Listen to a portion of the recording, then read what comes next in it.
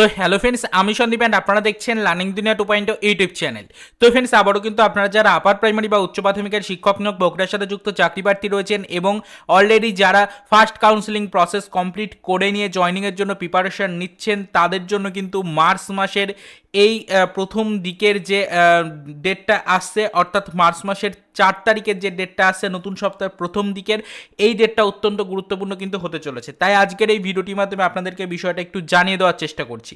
তো দেখুন ফ্রেন্ডস, আপাতত আপনাদেরকে বলে দেওয়ার চেষ্টা করছি যে আমাদের মার্চ মাসের একদম প্রথম যে সপ্তাহটা শুরু হচ্ছে নতুন করে আগামীকাল থেকে, অর্থাৎ 4/3/2024 তারিখের যে ডেটটা আসছে নতুন সপ্তাহের প্রথম দিন সোমবারের ডেট, এই ডেটে আপনাদের জন্য কিন্তু বিশেষ কিছু ইনফরমেশন অফিসিয়ালিভাবে উঠে আসার তথ্য অলরেডি কিন্তু পাচ্ছি।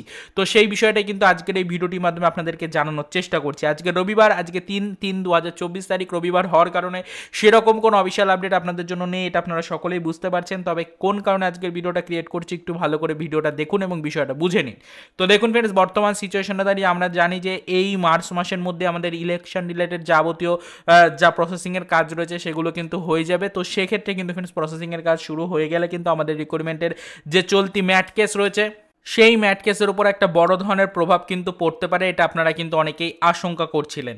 তো ইতিমধ্যে আমরা জানি চলতি ম্যাট কেসের কিন্তু হিয়ারিংয়ের ডেট রয়েছে 6 তারিখে, আমরা সেটা অলরেডি কিন্তু জেনেও গেছি। তবে বর্তমানে নতুন সপ্তাহের শুরুর দিন আমাদের সোমবার 4 তারিখ যেহেতু, তো সেক্ষেত্রে সোমবার থেকে আপনাদের এই ম্যাট কেসের ওপরে একাধিক নতুন আপডেট উঠে আসার সম্ভাবনা রয়েছে এবং তারই সাথে সাথে অবশ্যই কেসের হিয়ারিং ডেট 6 তারিখে থাকলেও কেসের হিয়ারিংয়ের সময় যে যে বিষয়গুলোকে টার্গেটে রাখা হবে সেই সকল বিষয়গুলো নিয়ে কিন্তু সেই 4 তারিখ থেকেই বিশেষ কিছু ইনফরমেশন উঠে আসতে চলেছে দপ্তরগুলো থেকে।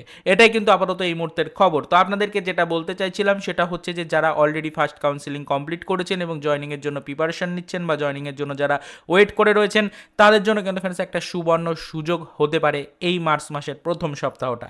তো এই কারণে আপনাদেরকে বলতে চাইছি মার্চ মাসের প্রথম সপ্তাহ যেটা আগামী 4 তারিখ থেকে শুরু হতে চলেছে, এই সপ্তাহে কিন্তু ফ্রেন্ডস সকলে একটু টার্গেটে রাখুন। আপনারা কিন্তু অবশ্যই এই সপ্তাহটাকে একটু কিন্তু ফোকাসে রাখবেন। এই সপ্তাহের মধ্যে আমাদের ম্যাট কেস রিলেটেড একাধিক নতুন আপডেট আসবে। তাছাড়া কিন্তু সামনে আমাদের লোকসভা নির্বাচন রয়েছে, সেটাকেও মাথায় রাখতে হবে।